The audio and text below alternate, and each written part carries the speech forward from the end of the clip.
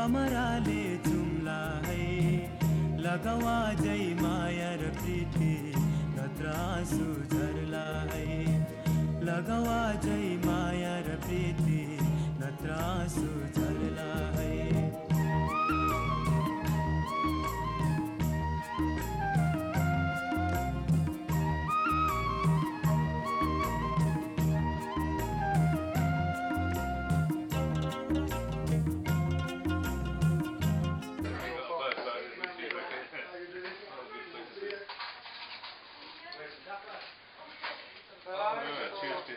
Yeah, cheers.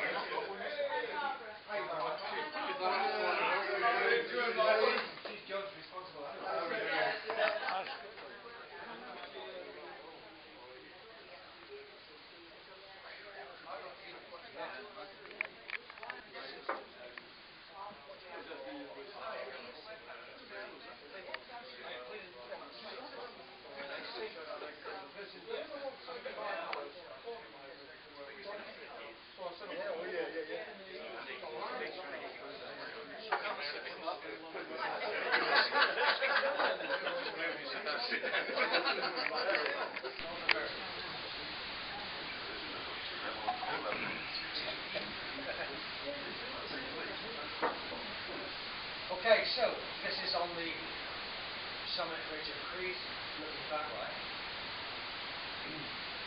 Bit of bird there. As I said, perfect weather. Hardly anybody else on the hill, just ourselves. Although we did meet a lady going back down towards the ski centre. And that was essentially a little session from 2017. 2018 was a big year. I did 18 hills, 22 hills I did that year towards the final tumble. My first hill was in the Corin, that was in Glen Nevis, and I struggled. You know, we were used to going out in snow in the team without any major problems at all, but after a long layoff, when you go out into that deep snow, it aches. So the same month, the second edition, I suddenly had to do the Stomp Corrie Screech. As it says there, we did the associated Munros, but that was only at top then. So the view was, hell with it. Coming down, I could hear lots of helicopter noise. Must be an exercise or something going on. However, when I get down to the bottom, I see all these bloody police cars, mountain rescue vehicles, Glencoe mountain rescue vehicles, And I'm looking up, and the hill is still shrouded in cloud, as you can see. And it turns out that same day, 2 women were overdue on a trip to those hills. One returned late, but one of the women was missing and she was found dead. So, a tragic outcome for those 2 women. But there were about 8 vehicles there parked on the road, the A82, where the big cairn is. That's what I could hear then, the chopper looking for the missing woman. 2019, short time this was. It was all curved in Bolton Rock Drive. So, thank God I wasn't there at the time. Summit of Leuven. Nothing to see. After I took that picture, it started to snow, by the way. And this is in May, no June. This is the second hill, Neil Dewey. And you can see up here, Lochhoard. That's where we had to get back to, or I had to get back to. So it was a long walk out.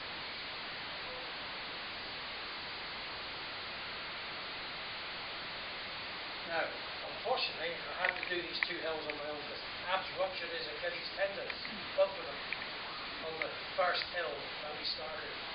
So he had to spend the day at the campsite, wait for me to get back. Now, I was going to do the other hill, Leuven, on the second day, but I thought, well, it's pointless.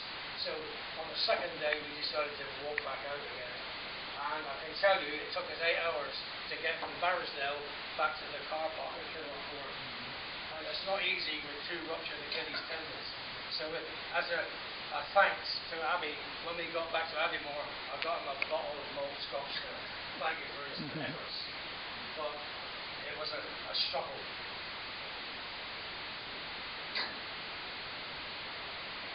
June, Africa. Then Fiddly there in Africa, from Carnane. I did 2 trips to Africa. I was telling Abs coming up, on the first trip, I got as far as the turn-off from the A92 to Inch, and I suddenly realised I left my bloody boots at home, along with my phone. So I had to do a quick 180, drive back home, pick up my boots and my phone, and start again. And I got as far as the roundabout outside Culloden on the A96, and bugger me, there was a 3-car accident blocking the road. So that was at 5 o'clock in the afternoon there. So I didn't get to the campsite until really late. And I had to put my tent up and camp overnight next to the youth hostel at Albany. But that was a long day, 18 miles. That's probably the longest day I've done since I left the team. The second trip, Skirna Kierland. I did that, and I had to get up here, which, if you look on the map, is about 4 or 5 kilometres away. So it's not an easy stroll. Right, are you going to give us a bit of waffle? What team are you? What team are you in? Lucas. All right. What year? 1973-74. All right. Who's your team leader then? Taft Hammett is and then Sunshine. Oh, Sunshine. He normally comes. He used to organise this do, but I don't know where he's maybe coming tomorrow night. So, are you going out clubbing tonight and line dancing? No, definitely not. No.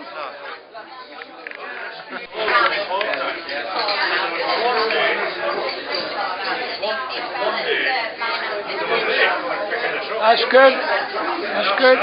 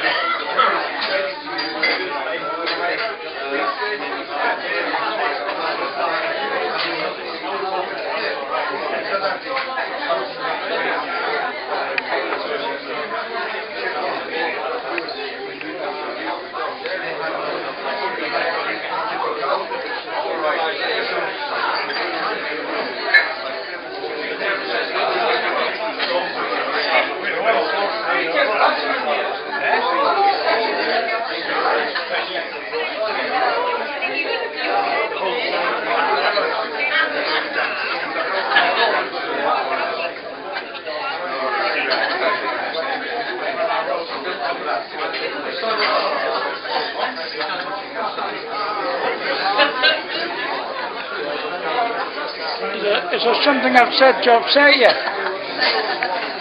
got a right. Yeah.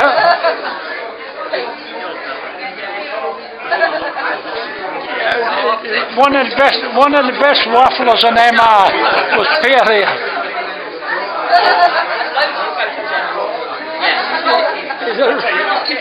He's a really good waffler. Oh, no, yeah. You got a beast in life and going. Talk to him, but if you can't talk and walk at the same time, you have to stop. You have to stop and ask the question. I'm going to breathe. Right then, Lynn, why are you here tonight? I'm here, Michael. Welcome to Roswell. Yeah, go on and give us a bit of waffle. To annoy you. Get drunk. Yeah. Eat and be merry. Well, why not? And you're going into the village to do some line dancing and clubbing tonight. Absolutely. Bit colder.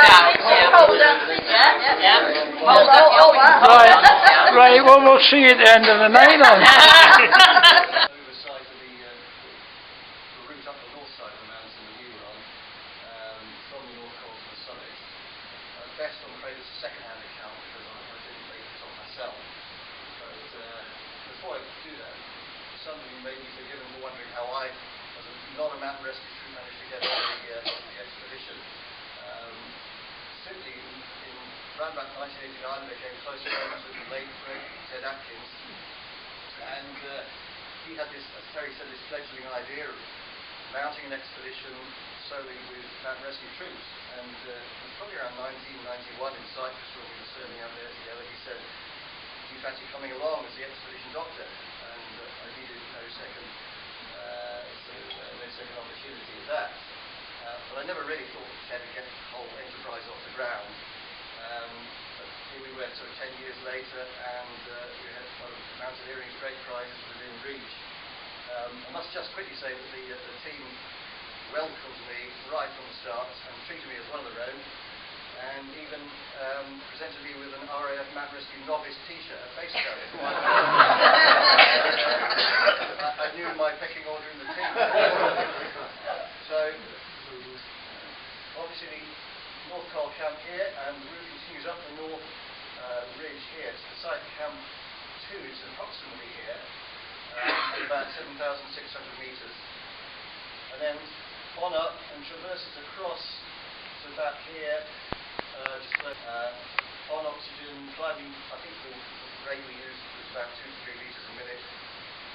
I'm wearing Once for Everest boots, more of which a bit later. And this shows Ted at our Camp 3, shortly before our second summit attempt with Jim Druck, late in the season in early June. The decision as to who was to go for the summit was largely left up to who was going well acclimatized, in the right place on the mountain to benefit from a weather window when it came to autumn. They really commented on the lamentable state of the picture oaks, which were very frayed and almost as thin as a clothesline in places, so not something they wanted to rely upon at all. The next two slides show the approach to the second step, which you can see here. And that's located at about 8,600 metres, and it's the most difficult obstacle on the ridge.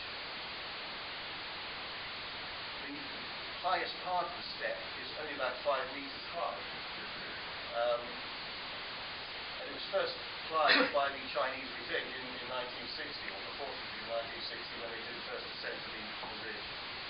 The lead climber used combined tactics to get over the step, standing on his second shoulders to reach holes higher up, because there was no ladder then.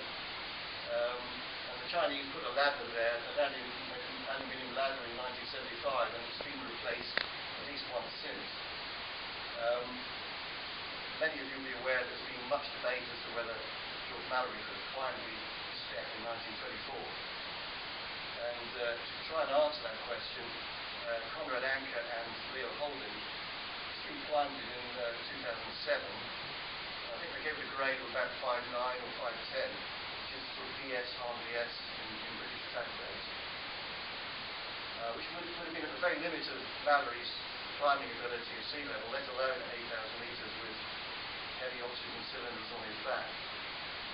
But it's just worth pointing out that they used combined tactics quite a lot in those days, so it's just possible that Mallory did climb the step in 1924 using the same techniques that the Chinese had used in 1960, and therefore significantly reducing the difficulty.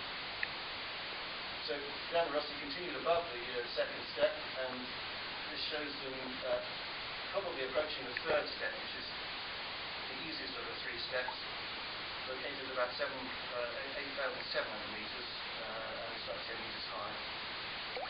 And then at around 11 in the morning on the 22nd of May, they reached the summit, becoming the first Royal Air Force personnel to do so. And I believe the first serving personnel outside of Special Air Service to stand on the summit. That's right, I'll hand you back to Terry. Thank you, Ryan.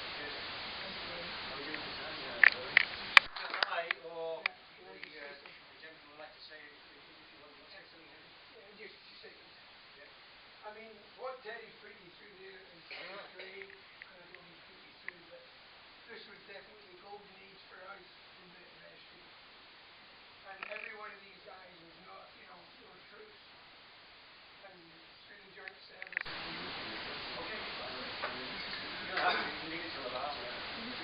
Were you lucky with the weather, generally speaking? When? No, were you lucky with the weather? There is a fixed period. You go in generally pre-monsoon, which is kind of April, May time, and there's a settled period of weather both on the north and the south. We generally had good weather, so we usually get about a week and then a couple of bad days. But early in the expedition, like March, April time, it's the end of the winter and you get a lot of strong, stormy weather. So high on the mountain is not good, so you're generally working low. But it can destroy a campsite, low down the base camp. But it would last for about 3 or 4 days and then you get these cycles all the time.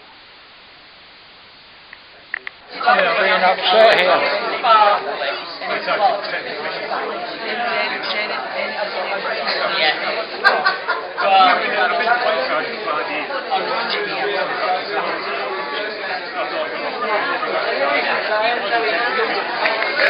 Can you hear me? No, good. Good. Right, so I'm going to keep things quite brief. We had a fantastic presentation earlier on the day, and thanks very, very much for Terry Moore for that brilliant presentation and for all the help and support that he got from Dr. Brian Kirkpatrick, Heavy and Larry Skoudos. So as I said, I'll keep this brief. Numbers are great. 134 people sat down for dinner. At one point I did have 144 on the list. Unfortunately, there's a few people had to drop out for various different reasons. I only know of one couple that have come from overseas, and that's Chalky and Colleen, who have come from Canada, especially for this.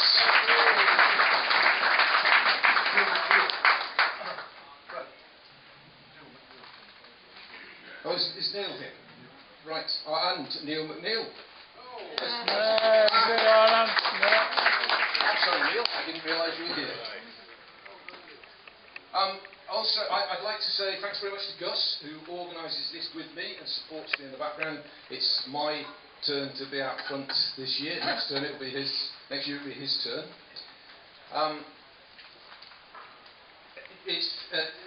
There's a very difficult organisation for this, but it is great that people respond to me quite quickly and get back and tell me what's going on, and that's really, really helpful. I'll talk a little bit more about that later on, about how you might be able to help me a little bit more. But before we go any further, I'm going to ask Jim Morrison to say a few words about those we've lost in the last.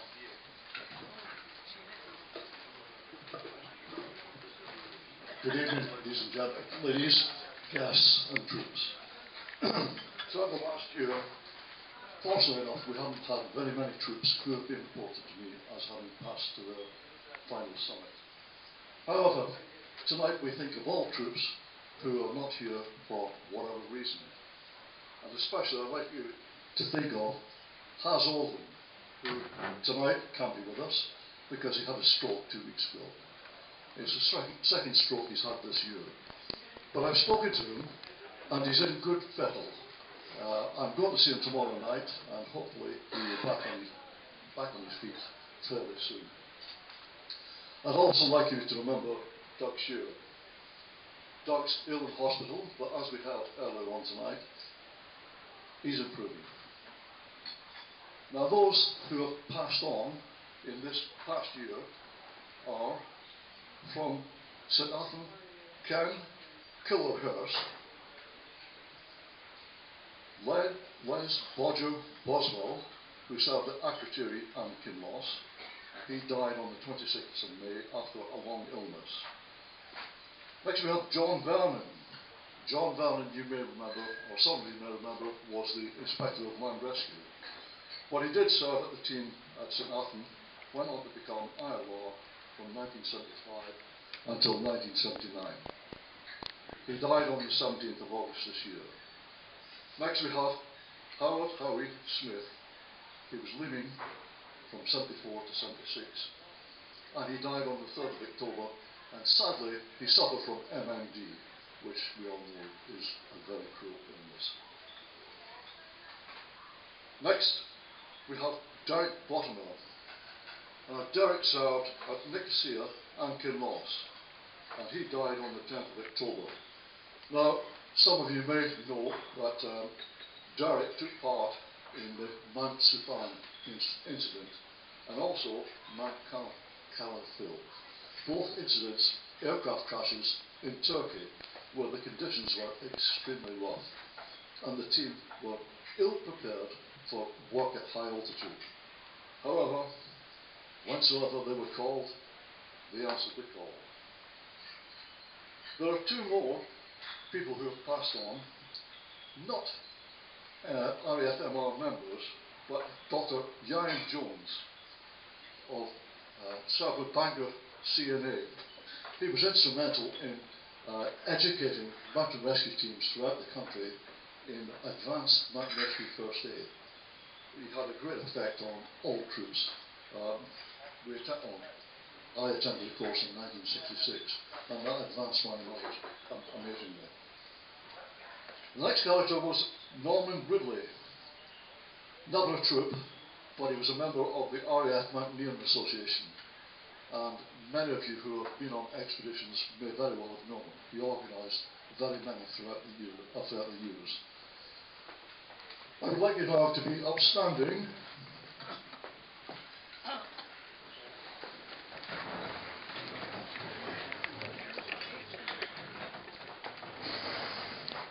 and join me in the toast, absent friends.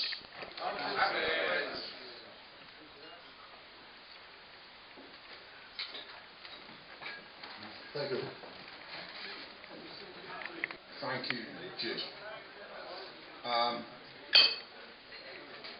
So, next up is Gary MacDonald, who's the Deputy Team Leader at Lossiemouth, and he's going to give us a bit of an update on what the team's been doing in this last year.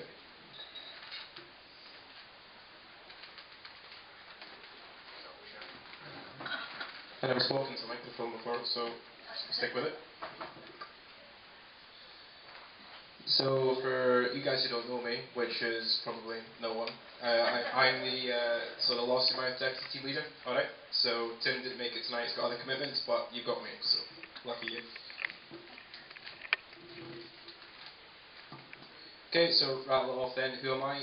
So, Sergeant Gareth MacDonald, RAF Reg Gunner, okay, you'll forgive me. Yeah, that's right enough. Served 15 years, 51 Squadron, RAF Regiment, 4 tours of Afghanistan, 8 tours of Nigeria, Mountain Rescue 13 years. I actually joined RAF Mountain Rescue, well, I joined the Air Force for Mountain Rescue. I grew up in Grattan, Spain, and the truck used to roll through all the time from Kinloss. So I was like, oh, I quite fancy that job. Went to the AFCO, and they're like, oh, I fancy that job, and they're like, mate, that's not a job. So I was like, alright, okay, I'll be a Royal Marine. And then they're like, oh, whoa, no, you can fight and be in the RAF Mountain Rescue, so RAF Reg, here I am today. So yeah, that's it, Kinloss in Lossie, that's just what I've done. But Scottish troop through and through, so don't hear any Southern troop bands. Alright, not welcome. So events then for the team, okay? So for this year, since I last seen you guys last year, which I was here till the early hours, the wee hours last year, some of you will remember that. We've celebrated our 80th birthday. So RAF Mountain Rescue turned 80, which is pretty cool. We went down to Edinburgh, and there was a big kind of meal at Edinburgh Castle and stuff like that. Okay, so it was quite nice. I'm sure some people maybe attended it. I don't know. I didn't, but that's it because it was just so busy. The teams are a lot smaller now. Team received a commendation. So for people who don't know that, okay, members receive commendations quite regularly. But we got a full team commendation because this year's been quite a lot of quite high profile call outs, okay, and we can kind of discuss some of those if you want in a minute. So the Queen's obviously passed away and the King got coronated, so we were forward mounted for aircraft post crash management for the King's coronation. It was kind of like a big thing, so we went down to the borders and kind of covered that off, alright. So big one then, so all you guys kind of wearing your MR badge, okay, which is obviously great. The mountain rescue badge is going to change. So the mountain rescue badge, obviously, because we've got the Queen's crown on top of it. I don't know if anybody's got blazers on with the crest. So that's going to now go from the Queen's crown to the King's crown. Okay. So you guys have to start updating your badges. Alright, next year. Don't want to get out of date kit. Alright, 100% for myself as well. Anybody knows RAF Reg, you know I'll hold you to that. So that's it, okay. Big, so maybe news to some of you, I don't know if it's true or not, but well, I know it's true, I don't know if you heard. But the Mountain Rescue went through a big defence budget change. You know, every year it always seems to be we're trying to justify our existence, okay, for the last 80 years. And it seems to be that we survived another budget cut, so good news. They were going to change our name from RAF Mountain Rescue to something else. We weren't quite sure what, okay. A lot of work went in and they felt it appropriate to keep the same badge and to keep our name, okay. It's going to be something like RAF Search and Rescue and Resilience or something like this. But it was some shite basically just to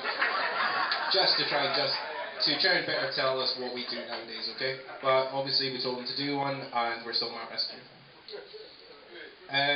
Okay, so Norways are still going on, so every year we run in Norway, 2 weeks in Rjukan, and that's still happening, so 2 weeks through January, so which is good news. We conducted our winter course, so for the guys who remember it, we have a winter week and then into the winter course, which is 3 teams wide, yeah? That happened so the last sort of 10 years that's been happening Bennett and Schnechter in Cairngorm, okay, and that's just for convenience, just because you can park at the car park, 600 metres, walk in 30 minutes, walk out when you're done.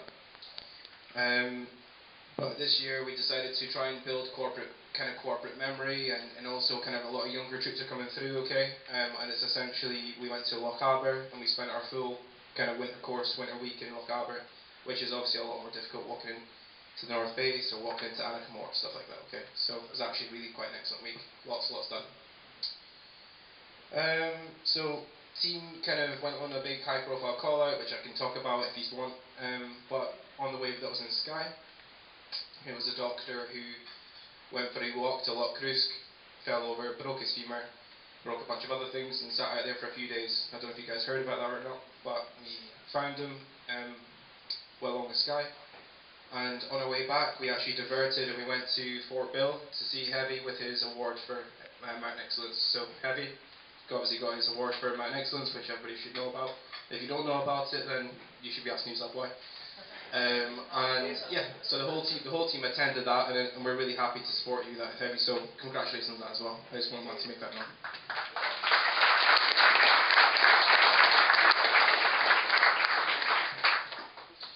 It came out of the T-Bear Fund, so we paid to be there.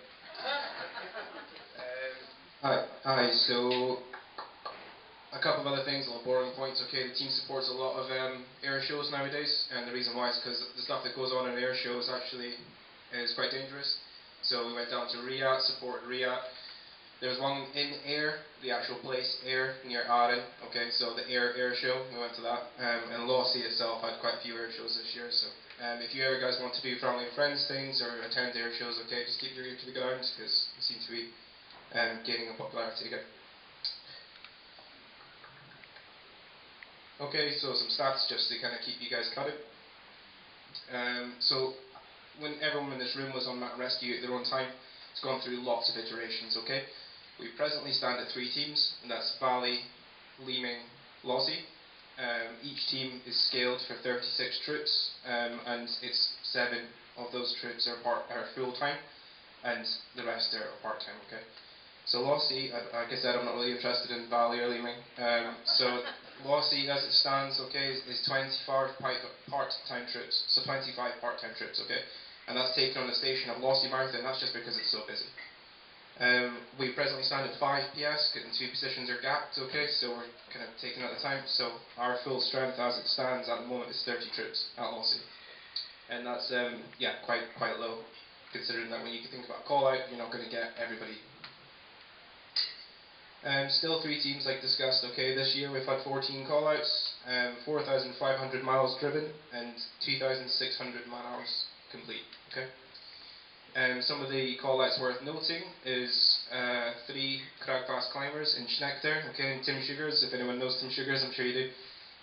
Tim Sugars free-soloed up essentially above them and protected them and kind of took them up on Bailey. Just a couple of kids essentially got themselves into somewhere they shouldn't on vehicle buttress, and it could have been quite nasty actually, but luckily we're in the area, it's much to Kieran Gordon's dismay.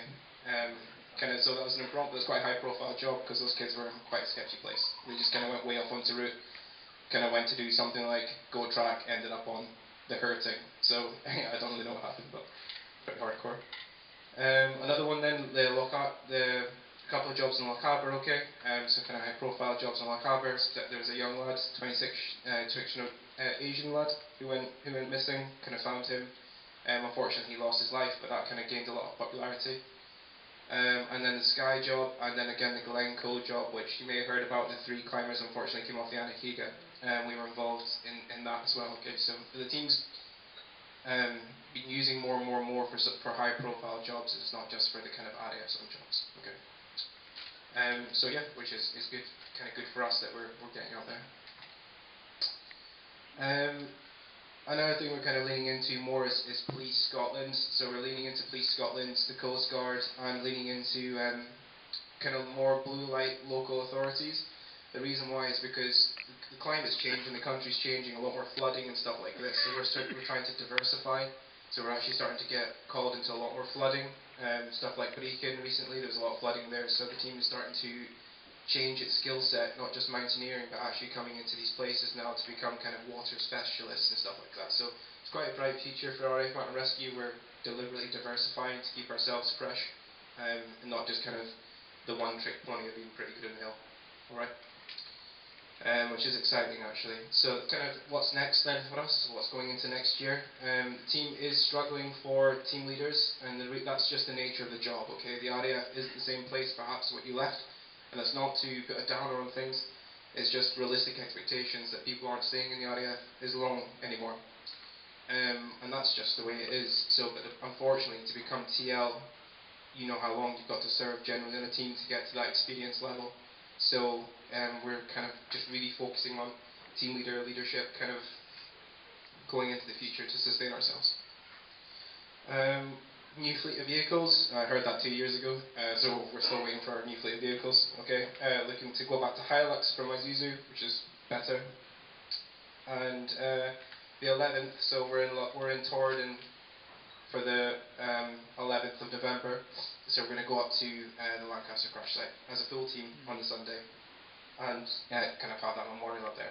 So if anybody who fancies being on the hill all of a sudden, and Bene up to the Lancaster crash, then yeah, crack on, feel welcome to come up.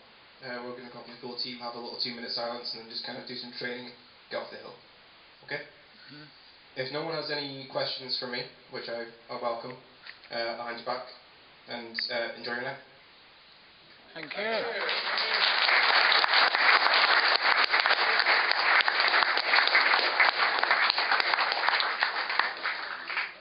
Thanks very much, Gary. Really good to hear that the spectres of wokeness and political correctness are stalking the corridors of the MOD.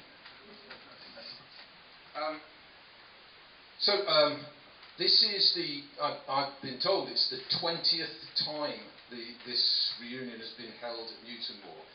And I'd like you all to show appreciation for Cynthia, Elaine and all the team who really look after us year after year after year.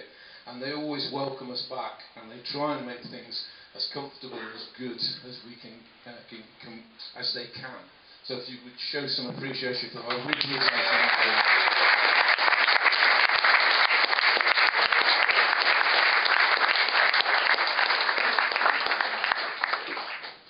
Right.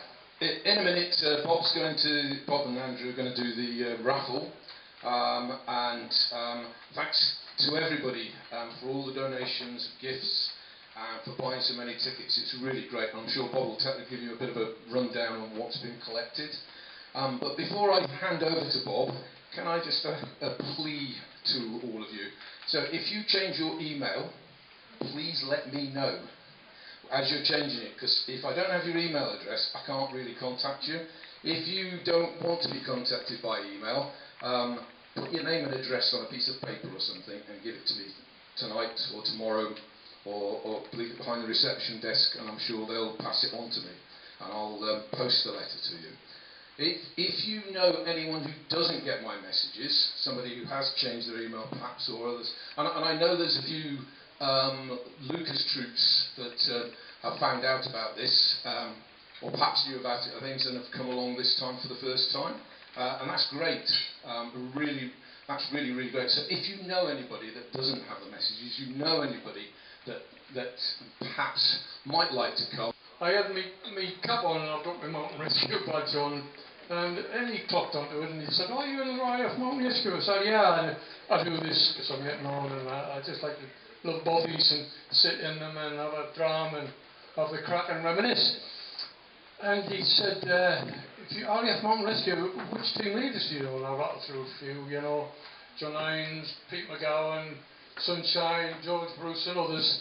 And he knew a few. He certainly knew the name that came out, which was heavy, right?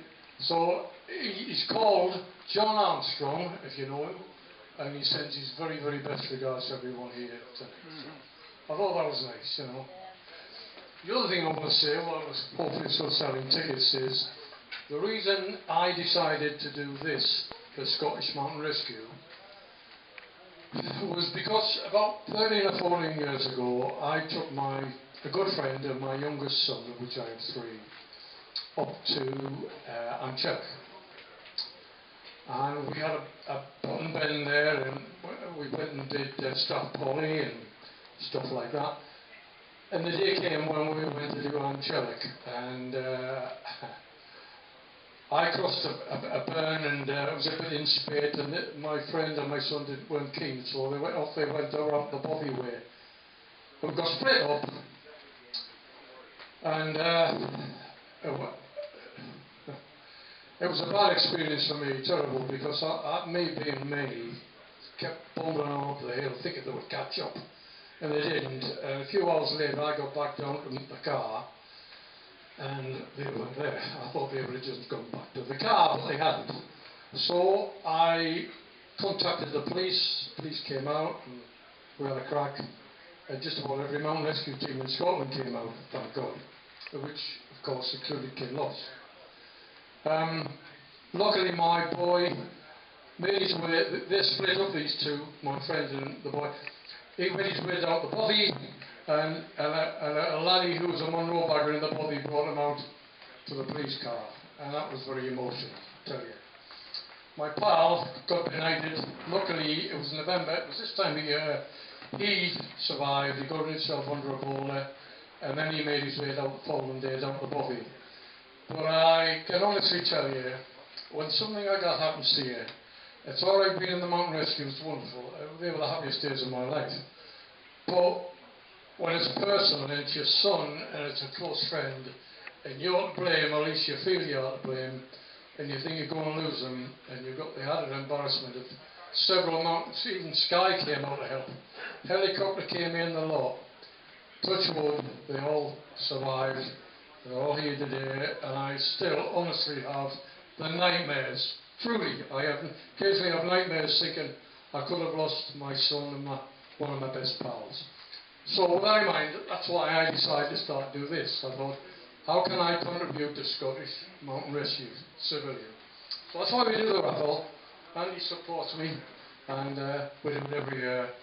And this year we've raised even more than ever, which Sheila's cool. Sheila's running now to tell me what we've got. I want a box.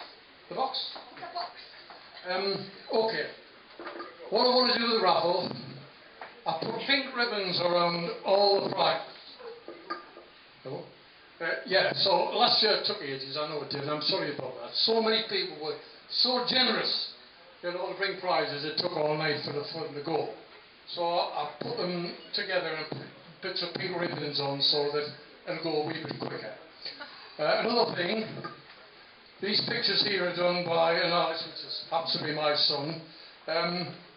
Both of rescues, one in Glencoe, and one is a photograph of a troop took many years ago at Lucas. And he's done pictures that one's 29 quid, the other one's £40.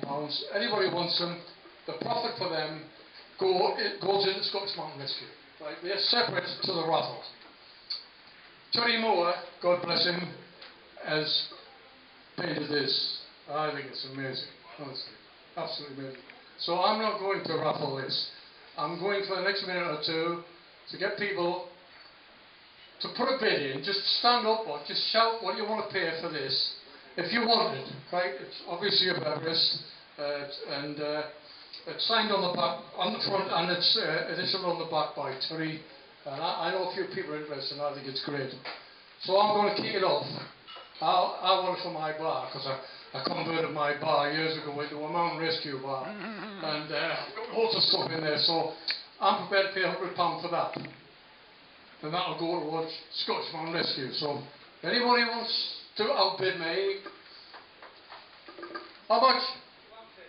150. Anyone else want to add to 150? Yeah. Sorry? Yeah, Tom? 175. 175, Tom Taylor. I'll give it another minute if anyone wants to add to that. I think it's priceless, personally, but you know, you said price and that's the end of it. That's the way I see it. So we've got £175 currently going towards Scottish Mountain Rescue, thanks to Terry Moore. That it? Okay, that's gone. Tom, it's yours. Thank you very much. If you give the job, give the cash to Sheila, I'd be very grateful. Right, we're going to start the raffle now, folks. The first, we haven't got any white tickets this year, thank God. And I've had a bit of stick about that off my table again tonight. I get every year when they lost the tickets. Alright. We did. I think it's the number's 359 and it looks pink. Pink 359. Orange, sorry, orange, he said pink. Orange 359. I'll repeat it. Orange 359, please. And could you sprint down because we want to get this done, you know, and all that.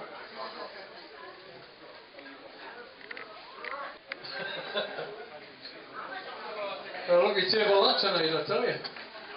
Oh, the whiskey's all gone. Can I have a look, my friend? Yeah.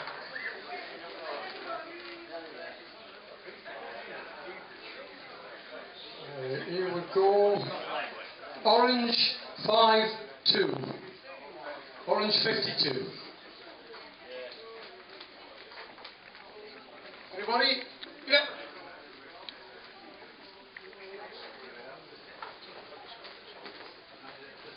Yep.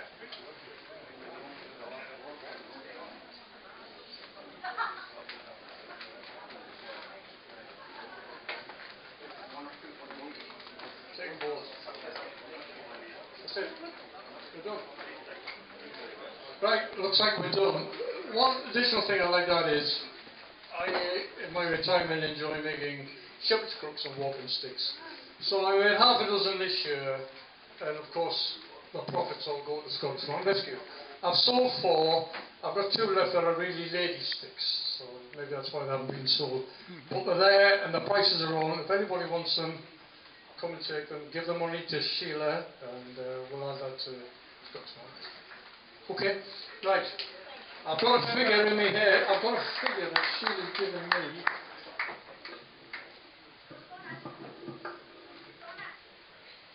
It's gone up, hang on a second. It's been absolutely terrific what you people have contributed to Scottish Mountain Rescue.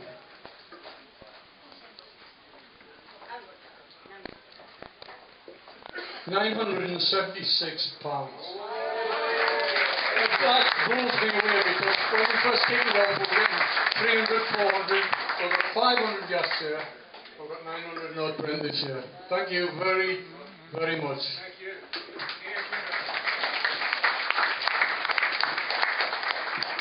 That's brilliant.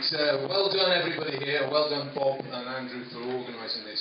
Can I just one last thing that I would say is I know you're all comfortable here, and it's all very nice, but we will have to move out of here into the other areas so that the staff can tidy up and get the things ready for breakfast. We don't want to keep them up here all night. They've probably been working quite a long day already. Okay, so if you wouldn't mind, and thank you all very much. Enjoy your evening.